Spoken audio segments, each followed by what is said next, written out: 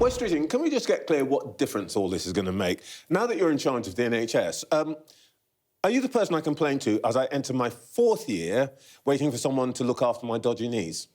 Well, I think people would always, in your position, complain at the Health Secretary, at the government anyway. What today is about is we've currently effectively got 2 head offices for the NHS. NHS England, the Department of Health and Social Care, taken together, 19,000 people working for 2 head offices. Back in 2010, we had 1 head office of half the size. So what today is about is making sure that we deliver better value for taxpayers, generating hundreds of millions of pounds worth of savings by halving the size. And while I've been trying to build one team across the 2 organisations, actually just having 1 centre, 1 head office, much smaller, smarter, doing the things that only we can do nationally, and ending the pretence that all of the change, all of the improvement, all of the direction in the NHS can be driven from 1 person sat behind a desk in Whitehall. So the biggest devolution of power in the history of the NHS, deliver better services, better outcomes for patients. I'm going to unpack some of that, but let's just translate the first bit of it. You're going to sack, what, 9,000 or so civil servants or NHS England employees. The budget for NHS England is 200 billion. You said this morning it's going to save hundreds of billions. How's that going to happen? Hundreds of millions. Hundreds of millions, I beg your pardon. How's that going to happen? Well, because we're halving the size of the workforce across both organisations as we create 1 head office. So 9,000 civil servants plus out of the door. Yes, and look, and when you put it like that, it sounds very straightforward, cold and clinical. There are thousands of decent people who work across the department, NHS England, and this will be an anxious time for them, very disruptive, and there's no way of sugarcoating the fact that there are those changes, absolutely.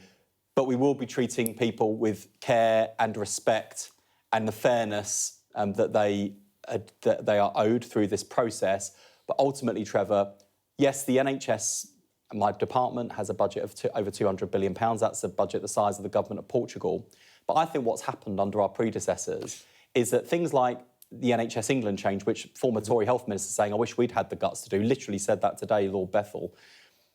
They put this in the too difficult box. Oh, it's too difficult. There's hundreds of millions of pounds worth of savings to achieve. And I know it's in the context of 200 billion, but honestly, for people watching, the idea that we wouldn't care about hundreds of millions of pounds, putting that to the front line... Before we default to this is all the Tories' fault, the Darzi review, Ara Darzi, the celebrated surgeon you commissioned, said a top-down reorganisation of NHS England is, I'm quoting here, neither necessary nor desirable.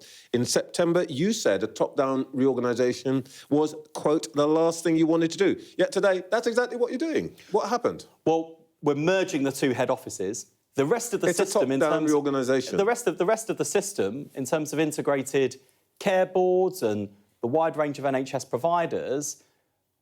in terms of the design of that system, it will remain largely the same, even if we give people much clearer roles, responsibilities, cut through some of the bureaucracy and unnecessary regulation. We'll do all of that change.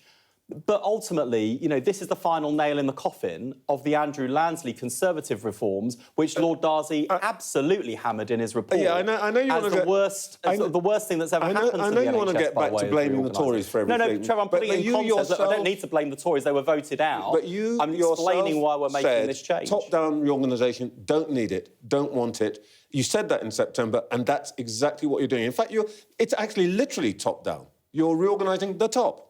I'm reorganising... I'm really asking, why did you change your mind and when? Yeah, well, I am reorganising the top. And actually, I think those quotes you just read reveal my instincts were not to do this unless it was necessary. And I've concluded it is necessary. Because you can't have a situation where you've got 2 head offices duplicating work, man-marking each other, sometimes working against each other. You said that. So... You can change that, make it more effective, and save hundreds of millions of pounds that we can reinvest into frontline services. You're always very frank with me and very clear. You were wrong when you said you don't need top-down reorganisation. Yeah, I didn't anticipate coming in wanting to make this change to NHS England. It wasn't on my list of priorities. But I recognise that in order to achieve the change I want to, this is a necessary step. All right. One of the key functions of NHS England is to be the buyer of certain services. Are you now going to be the person who decides where the NHS spends its money, or are you going to give those powers to local boards, integrated care boards? Yeah, I want to see far more devolution, power, responsibility devolved to the front line. And I genuinely think, if I think about what should we be doing nationally, well, we should be setting national standards so that wherever you live in the country, although services will necessarily look different to meet the needs of different communities, there should be consistent standards. We should be doing national procurement to get better value.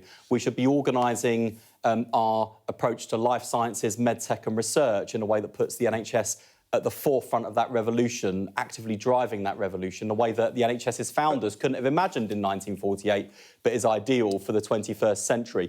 But then in terms of the design of services and how they're provided, where they're provided, I think those decisions should be much closer it does feel like to the communities they're serving. This does feel a little bit like cakeism. You say, we're going to push out power to local boards, but there's going to be national procurement and there's going to be national standards.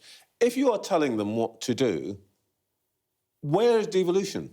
I don't think it's quite about telling people what to do. I mean, so, for example, in terms of how I envisage the new national organisation working, we've got to, sure, set the standards on behalf of the public, because that is the job of the Secretary of State fundamentally, to be the public's, the patient's champion and the taxpayer's guardian. So making sure you get better outcomes and standards for patients and better value for taxpayers.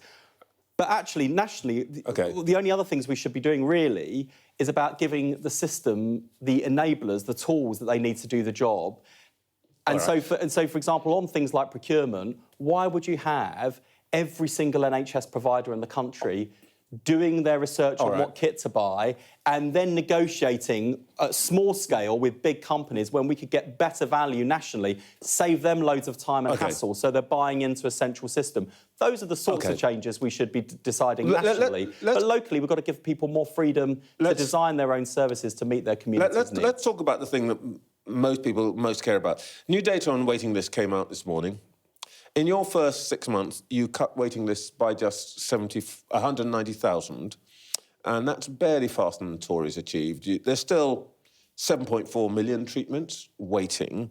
Are you satisfied with the progress you've been making, or is this part of trying to fix that? Well, I'd say what we've achieved in the first 8 months we've been in government is just the start, but we delivered 2 million more appointments as we promised, and we did it 7 months early. We've got NHS waiting lists falling 5 months in a row, and that was during peak winter pressures.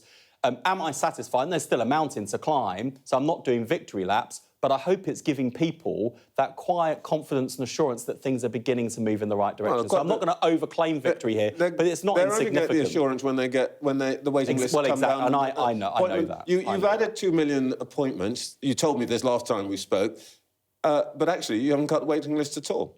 What's going wrong? By over 190,000. But in 7.5 million, come on. It's better than our predecessors did, and they left pretty much the same. When the Tories were in power, they inherited the shortest waiting times and the highest patient satisfaction in history, and then they turned it on its head. And waiting lists were at record levels before the pandemic, in case any Conservatives watching start saying, "Oh no, it's the pandemic." Of course, that was a challenge. Of course, it was. But they had already set the system up to fail before the pandemic. That was the problem. What we're doing is fixing it. And of course, yes, today's challenges are part of a much wider reform agenda that's about going further and faster. Because to your challenge, Trevor, I accept that if we just continued on that momentum and trajectory for the next 4 years, we wouldn't succeed.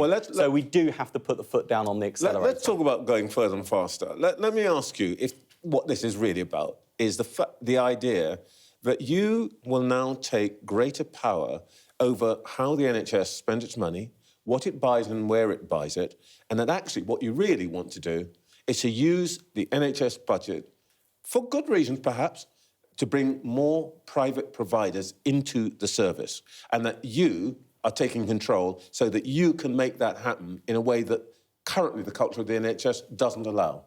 Well, I think we can certainly partner with the private sector in a whole number of ways, not just on science and research and the technology and the kit that we buy, but also on the capacity that they might have to help us get waiting lists down faster. We were clear about that before the election. We're delivering this side of the election. This is about more than that. This is about part privatisation, maybe. No, with Labour, it will always be a public service free at the point of use, but we do have a wider health ecosystem in this country, And when the NHS is under the pressure that it's under, it would be daft not to use spare capacity in the private sector, not least because, you know, there are lots of people who are now paying to go private, and it's those who can't afford it that are getting left behind. And I want to end that two-tier system. And for someone who's waiting for a hip or knee operation, I think it would stick in their craw if I was sat here as a Labour politician saying, I'm sorry, Mrs Miggins, I know that the Spire Hospital up the road could see you tomorrow, but my left-wing principles say, no, you're going to wait another 18 months in pain and agony. Those aren't Labour principles. Labour principles are about fair and fast access to treatment, free at the point of use, with the same standard access and timely access to care as someone from the wealthiest background. And the thing I've been most proud of in our country for most of, you know, since the NHS was founded, is you could be the richest person in the land. If you're knocked down by a bus, you'll be taken to an NHS hospital being given NHS care.